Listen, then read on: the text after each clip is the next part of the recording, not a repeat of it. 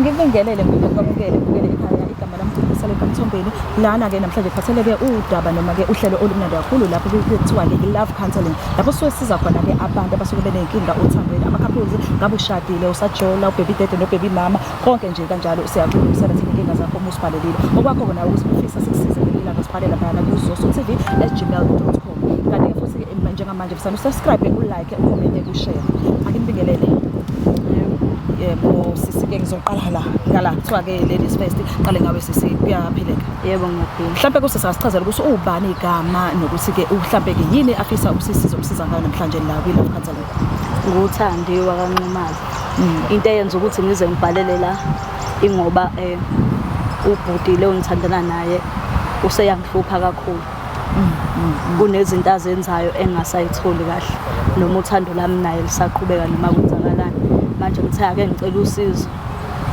ngoba ngiyazama ukukhuluma naye kodwa ngathi kuyabhebhetheka kunokuthi silungise izinto okay ngaphambi kokuqhubeka sisona ngizwe naye ubhuti mhlawumbe ke ngithi ke ukumbingelela mhlawumbe naye ke ayichaze uthi ngiyakubingelela njani ngiyaphila mhlawumbe ubhuti ukuthi ubani nokuthi uma isister lo uzwana naye kanjani uthini dlelwane bakhe naye mina umduduzi ngwagwana isibongo uthandi ngathini siyathandana mina naye niyathandana naye mhlawumbe ke ubhuti masachaza isikhathi singane ngijola bahlangana kanjani msuphele 3 years thandana sahlangana emall ambone ephethe kabuhlungwana lapha ngathi othi ngimphathise yabo ngazamuzina ube gentleman ya kunjalo mase ngabona ukuthi ngathi yena umuntu othandekayo impela asakhuluma ke nasathatha amanamba ke bagcina kufika la sikhona nje manje ke yena ke uthi ke ucela simsize nawe futhi ngikushela ngathi ucela simsize singenelele mina ngifuna ukwazi ukuthi lokho indaba esingenelela kuyona ibhenki ngenibhekene nayo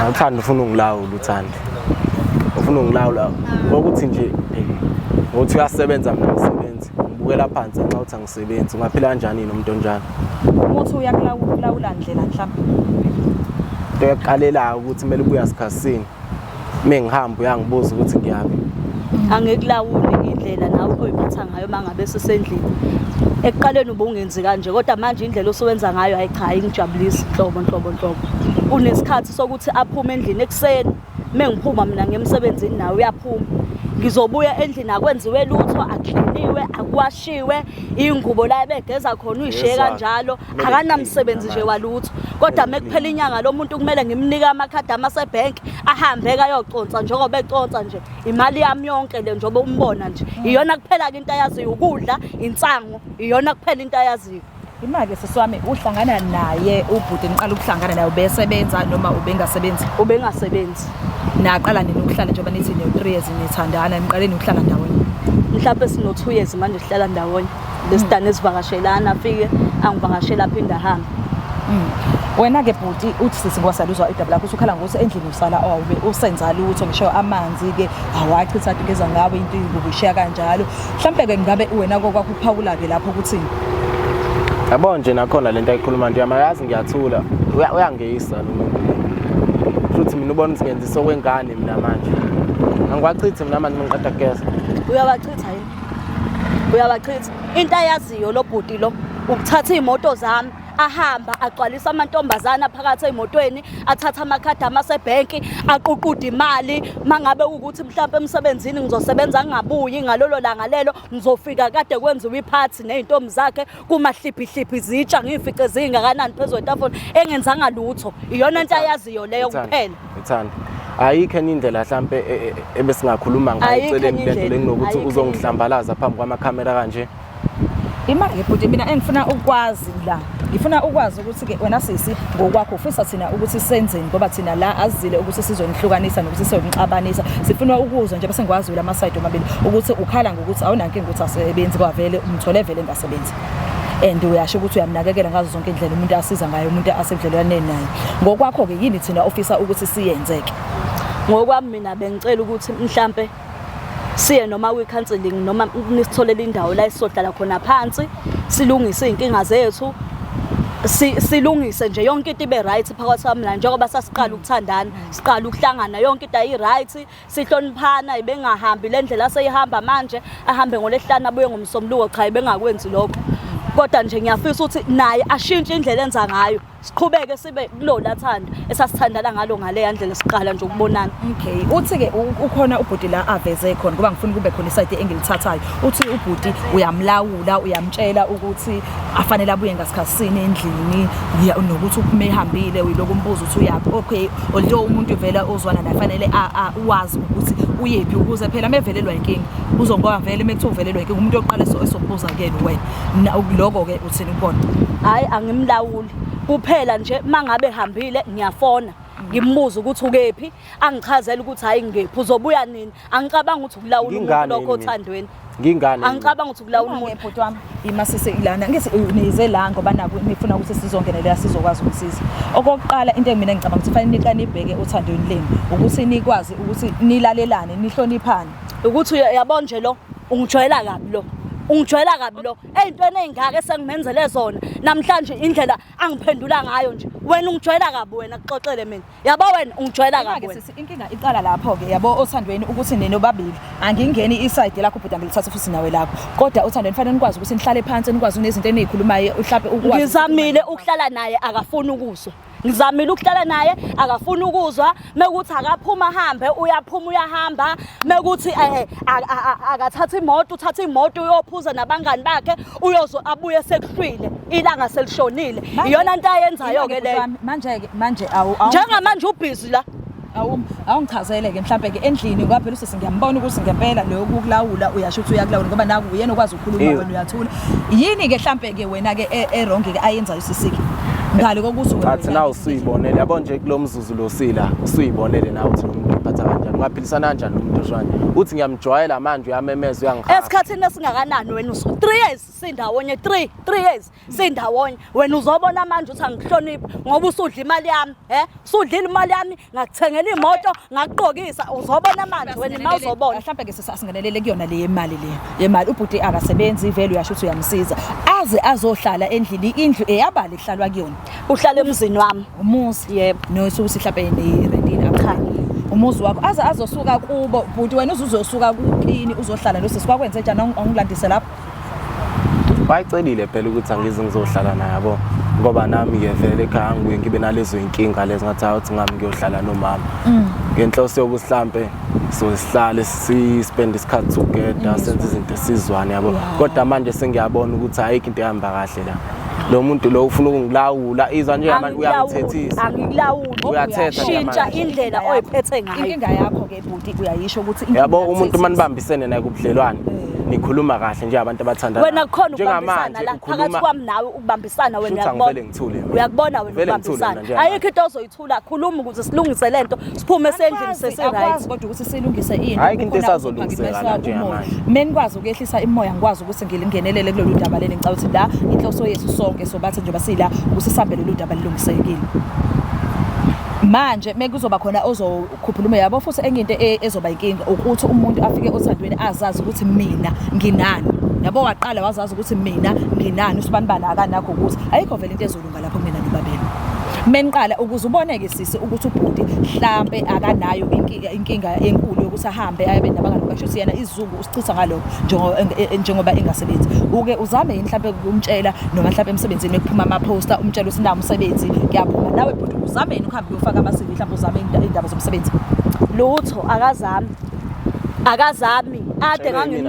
ade ngangimtshela ukuthi kuyafesa endaweni ngiyamzamela ngibuye nawo ngimnikeze athi right uthi right yena ngiyamzamela ngibuye nawo ngimnikeza athi right ake sibhuti othandweni manje fanele nibambisane usisi mezo akafuni ukusebenza mezogcina nje ngokusondla wena kuphela wena uyahamba imali uthatha uhambe nje besho uhamba nabantu besifazane ubona kuyinto uyizifaka ecathulweni zakhe kuwena osebenzayo yena engasebenzi kuwena leyo nto leyo uyisatha kanjani yabo mina sisiwami ngifundile ngaqeda esikoleni yezo umsebenzi ngiyazama uku-apply angazi ukuthi ukuthathelaphi mina ukuthi anguzama umsebenzi kuyikona ukuthi mengi-applya amathuba omsebenzi angiwatholi manje kusizani alale avuke adle abheme ahambe emantombazaneni uqedile iyona nto ayaziyo leyo iyona nto ayaziyo phela iyona nto ayaziyo ukukhuluma nje ngami leyo nto izosiqhatha. Mama ngicela ikhadi lasebhenki ayokhipha uzothi uyezwa qwi imessage ihambile imali. Awunankinga nokunikeza ikhadi. Anginankinga umuntu wami ngiyamthanda anginankinga kodwa indlela ayisebenzisa ngayo imali yami ayidla ngayo imali yami namanye amantombazana. Namanje ngisanda kuthola imessage la intombazana ithi baby sengidedile. Hawu. Oh, kanjani uteta kanjani uyasebenza nomunye umuntu futhi ozwana naye ngaphandle? Yabo mina lento angisafuni ukuyikhuluma mina lento. Hayi uzoyikhuluma. Uzoyikhuluma. Webhuti wabantu uzoyikhuluma ke. Yabo indlela okhuluma ngayo ngami awungihloniphi.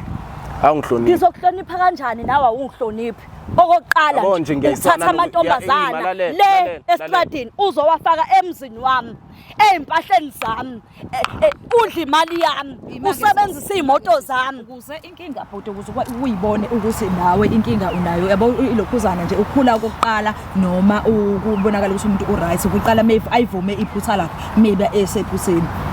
Asisho ukuthi ingane ibe yiphutha ukuthi ube nengane bese kuvela indaba zezingane. Asisho ukuthi kube yiphutha. But ngoba ke useyasho ukuthi uyazi. Ngivela umuntu ngemfihla umuntu lokwazi and uyaphika. Uyaphika kazi lutho lo ngane. Ube present kuyona nje kubaba wayo. Wena okwakho usuxolisa kusisi ulivume iphutha lakho ngoba ukube yena ungesuyasho ukuthi usekubambile ukuthi unomntwana.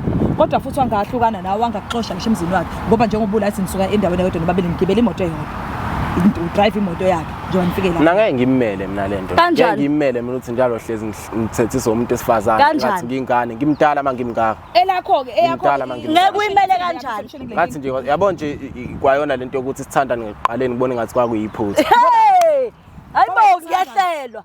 Ngiyahlelwa kwakuyini wabhuti wabantu. Saloku ngiyiphinde. Usudla imali yami kangaka uthi kwakuyini? Sikla phansi. Hey ungangijwayeli kabi wena. Ha, kwaba yiphutha after 3 years. Hey ungangijwayeli kabi wena. Awuyangijwayela wena. Uyangijwayela wena. How? Uyangijwayela wena after 3 years uzongitsho kwaba yiphutha. Usudla imali yami. Hey wena. Hey awungazi. Awungazi wena. Yabo wena awungazi. Ngishilo wasiqanza hayi into esizoyikhuluma. Kwaba yiphutha yaba yiphutha. Yini yaba yiphutha. Yabo ukuthi ngizela nje ngamanje ngibona kuyinkinga kwayona. Angikwazi ukuthi ngalo ngithethisa umuntu kanje. Kwaba yiphutha uqale ukubona lokho uqale manje nje bese kutshela ukuthi usayazi ukuthi usunengane noma vele bukubona ukuthi kuyiphutha ngakho imali. Udla imali yami yona into obuyihlalele leyo. Udla imali yami. Ujabulela ubukhazikhazi bona umcalo kanti uyazi useceleni wena ubhizi uyamithisa amanye amantombazana nakhona uzowamithisela endlini yami yebo ngijwayela kabi wena siswami ngicela wehlisa umoya ngoba okwethu la kuzila uzo hayi uyangijwayela lo uyangijwayela lo uyangijwayela wena ngicela wehlisa umoya ngicela ukubuza ke mina la ngokwenu ukuthi wena sesisumzwile ubhuti uthi kwaba yiphutha ngokwakho kufika kanjani lokho uzizwa kanjani ngale yonto le because vele egcineni umuntu engasakufuni ngeke simphoqo ukuthi akuthande ngenkani uthi akwenziwe njani ngithi mina lo sisazothandana wena uyathanda uthandi mina nawe sisazothandana uyabona uyangiphoqa phela manje ngiyakutshela nje mina nawe sisazothandana wena ungijwayela kabi uyaphoqa kahle kahle wena ungijwayela kabi lo ungijwayela kabi awusangithandi mina lipheleni uthando awusangithandi awusangithandi hey ungijwayela kabi ayingicela ngidedele ngishayela elumiyeke hey uthi awusangithandi wena buya uzohlala phansi uthi awusangithandi uthando lasisi emalini yami engaka usuyidlile uthi awusangithandi emali kwabona ke imali emalini yami engaka uthi awusangithandi wena sesengicela ukuzohlala phansi cha lo uyangijwayela wena ngifuna ukushaya ukhokha imali yami ngijwayela kabi wena ufuna ukushaya ukhokha imali yami usuyayibona ukuthi ninayo inkinga nobabili ufuna kona ngijwayela kabi lona hawu ngeke ngizwe ngawe mina wena awuyisayimisela ngokuthi nini mina ngeke ngizwe ngawe wena sisazothandana wena yabo wena sisazothandana unamanga ngithi wena mina nawe sisazothandana ngehlukana ungangitshela lonto mina ungangitshela lonto mina ngijwayela kabi wena ungangitshela lonto mina ungangitshela lokho uyangizwa wena sisazothandana uthi yini nangu sisi uyasho sisazothandana ngoba yena usakuthanda hayi ngoba ekuforce and uyasho yena nje bezela befuna ukuthi singenelele sithi isho yethu kuyona ilapha counseling ukuthi siyanisiza la songelela sindukisele uthando leni wena uthi awusamthandi usuke ekseni uvuka eduze kwakhe adulele eduze kwakhe uyavuka uzongitshela ukuthi asangithandi ubuyapi kanti la yini umbuzelela bese ngazi ukuzolungisa inkinga bese ngazini ufuna ukuza la noma ngibize wena. Uphume kanjani endlini ubuwazi ngathi usizokwenzani la?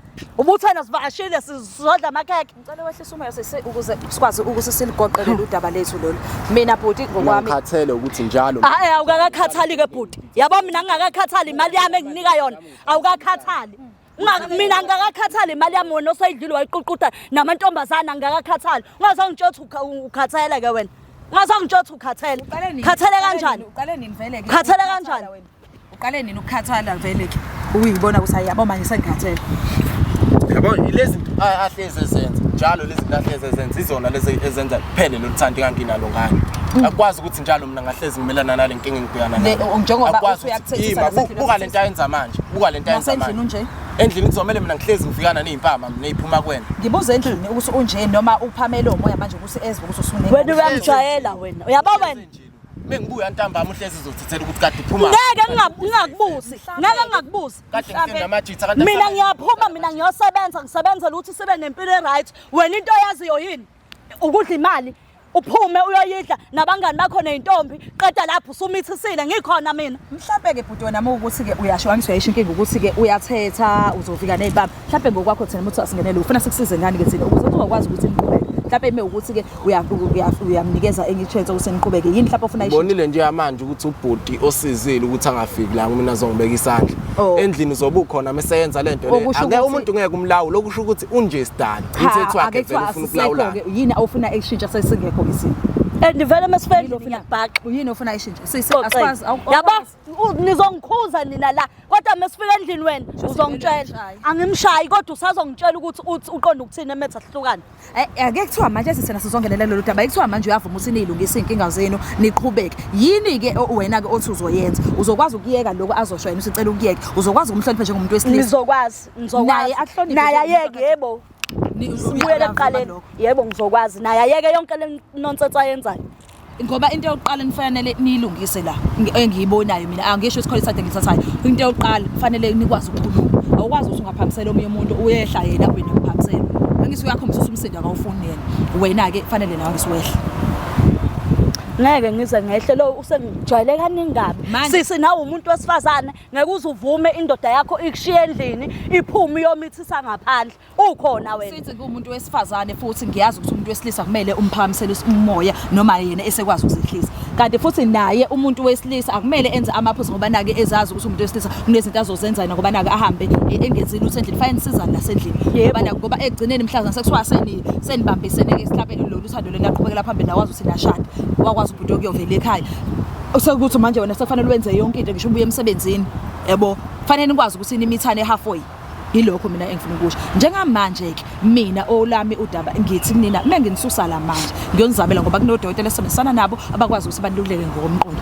niyavuma noma ayikho into ongayifuni ayikho into ongayifuni awuyindawo uyababa usadlala uyindawo siyahamba nawe siya kwi-counseling awuyindawo wena wena awuyindawo 3 years sindawonye wadla imali zami wayibhubhudla usuthi uyahamba manje usuthi uyahamba manje bhuti muthi awuyi-counseling shuthi wena yonke into yakhe njengoba esho ukuthi angifuni lutho ezongihlanganisa naye njengamanje shuthi kwasemake njengoba nihlala shuthi icala lami ukuthi mina ngavuma uphela uyena wanginika imali mina ngeke nginqabe umuntu enginika imali ethi angami ngiyothenga ukuthi ngangizonqaba ngithi angifuni uma ukuthi uyayifuna into zakho ngizokunika into zakho uyithatha anginendaba nani akho izinto engifunayo mina ngifuna wena silungise izinto cha sizoyilungisa wena sizoyilungisa uyangizwa ukuthi ngitsini angizodlala wena mina sizoyilungisa ke bhuti mina engingakusho ngoba thina asikwazi ukuthi sininyekelele kulolu daba ngoba inkinga sayibona la i-communication anginayo nobabili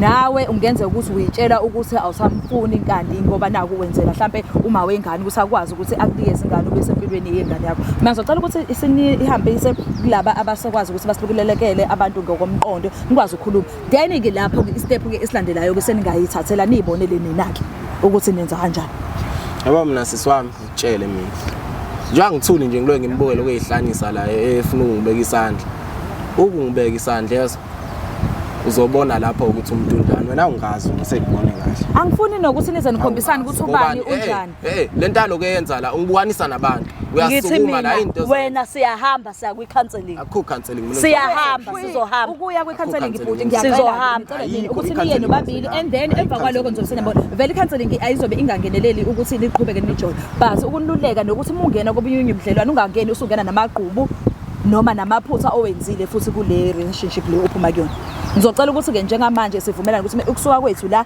niyahamba niya lapho counseling ayiyi ukuthi iyonihlanganisa but kuyonamaphutha eniwenzile kule relationship le engafanele niwenze uma niqhubeka nempilo nithola abanye abantu ngoba usukumeza naloyo jola nayo yes ngivumile ukuzala ukuze kuzokhulunywa ngisho ukuthi kuzokhulunywa kahle mengifika lana uzenza isigora la senza utampo isigora namanje ukuthi kuyafana nala siya khona ukuthi kushawa i-counseling ukuthi kushaya leyo counseling leyo aphinda asukuma afuna ukuzenza mina angithi manje lapha aniko bizwa ukuthi nihlale nobabili kanje uzokhulunywa nawe uzonezwa nawe isadi lakho nibizwe eceleni ukhulume nalo uzomkhuluma naye kululeka naye uzobe ngekho mhlawumbe nezinsuku bese kuzobe zingafani mina ke bengicela imvumo yakho ukuthi nginiyise khona ngeke ngibe nalo sis uzoya nawe ngizoya kwi-counseling yebo niqhubeke kahle yebo okay mina enganiyala ngakho nobabili noma kuthiwa niyaqhubeka mhlawumbe omunye usayamthola omunye umuntu noma kuthiwa niyaqhubeka nobabili noma kuthiwa omunye usayamthola